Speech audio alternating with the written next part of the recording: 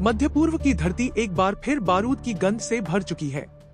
रात के अंधेरे में मिसाइलों की आवाजें, आसमान में चमकती आग की लकीरें और सायरन की चीख, ये सब मिलकर एक ही सवाल पूछ रहे हैं। क्या दुनिया तीसरे विश्व युद्ध की दहलीज पर खड़ी है? कहानी की जड़ें आज की नहीं है। ईरान और इजराइल के बीच दुश्मनी दशकों पुरानी है। सीधे आमने सामने जंग कम हुई, लेकिन परोक्ष टकराव लगातार चलता रहा। कभी सीरिया की जमीन पर, कभी लेबनान में, तो कभी गाजा की पट्टी में। सीरिया में इजराइल ने कई बार ईरानी ठिकानों और हथियार डिपो पर हवाई हमले किए। उसका दावा था कि ईरान वहां से अपनी सैन्य पकड़ मजबूत कर रहा है और इजराइल की सुरक्षा को खतरा है। दूसरी ओर ईरान ने लेबनान के संगठन हिजबुल्लाह को समर्थन दिया, जो इजराइल की उत्तरी सीमा पर दबाव बनाता रहा। गाजा में हालात तब और भड़क उठे जब हमास और इजराइल के बीच भीषण संघर्ष शुरू हुआ। इजराइल ने जवाबी कार्रवाई में भारी बमबारी की।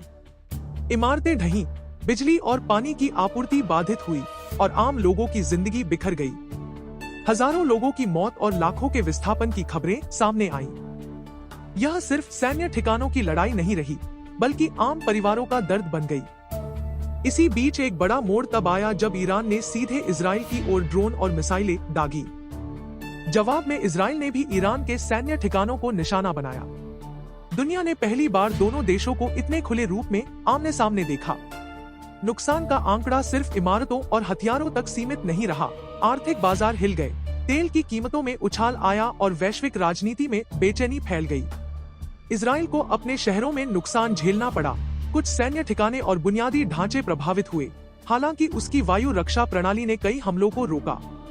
वहीं ईरान के अंदर भी जवाबी हमलों में सैन्य प्रतिष्ठानों को क्षति पहुंची। लेकिन सबसे बड़ा नुकसान उन परिवारों का हुआ जो हर रात डर के साए में सोने को मजबूर हैं। दुनिया की बड़ी ताकतें, अमेरिका, रूस और यूरोपीय देश लगातार बयान दे रहे हैं, संयम की अपील कर रहे हैं, क्योंकि अगर यह संघर्ष सीमाओं से बाहर निकला तो इसका असर सिर्फ मध्य पूर्व तक सीमित नहीं रहेगा। वैश्विक व्यापार, तेल आपूर्ति और अंतर्राष्ट्रीय सुरक्षा, सब पर इसका गहरा प्रभाव पड़ेगा। तो क्या यह तीसरे विश्व युद्ध की शुरुआत है?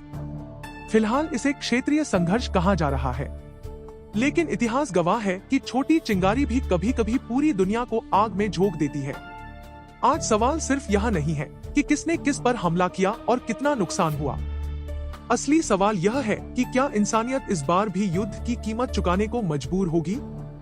मध्य पूर्व की यह जंग सिर्फ दो देशों की कहानी नहीं, बल्कि उन मासूम चेहरों की दास्तान है जो हर धमाके के साथ सिहर उठते हैं। दुनिया दुआ कर रही है कि यह आग यहीं थम जाए, क्योंकि अगर यह फैल गई तो शायद इतिहास एक और विश्व युद्ध के अध्याय के लिए तैयार हो जाएगा।